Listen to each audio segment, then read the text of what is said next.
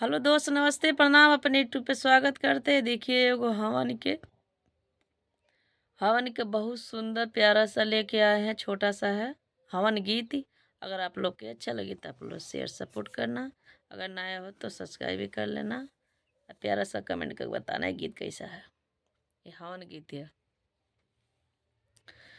हवानिया में चली आइया अंजनी के लाल हो। हवानिया में चली आइया अंजनी के लाल हो। हवानिया में चली आइया मंडक के आरी पीछे, मंडक के आरी पीछे गुम हालुमान हो। हम नाई जननी काहे खाती रूस वीर हालुमान हो। हम नाई जननी काहे खाती दाराजी के पुतवा हो। दाराजी के पुतवा छानी दा दुकानी हो। पतंगवा करतीन रूसल बान वीर हलुमान हो। पतंगवा करतीन रूसल बान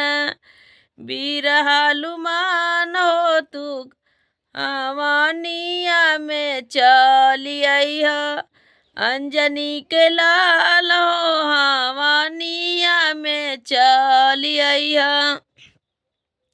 अंजनी के लाल हो। हवानिया में चली आइया मंडक के आरी पीछे, मंडक के आरी पीछे गुम हालुमान हो। हम नाही जननी काहे खरती रूस वीर हालुमान हो। हम नाही जननी काहे खरती सोनरा के पुतवा हो। सोनरा के पुतवा छानी दा दुकानी हो। गेदवा करतीन रूसलबान वीर हालुमान हो। गेदवा करतीन रूसलबान हवानिया में चली आइया अंजनी के लाल हो। हवानिया में चली आइया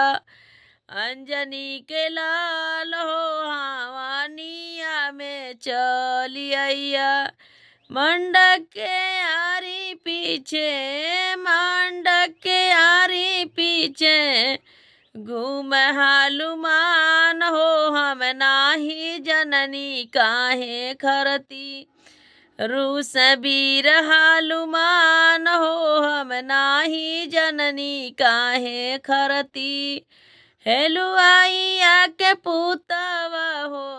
हेलुआइया के पुतवा छानी दा दुकानी हो। लाडुइया करतीन रूसलबान वीर हालुमान हो। लाडुइया करतीन रूसलबान हवानिया में चली आइया अंजनी के लाल हो। हवानिया में चली आइया।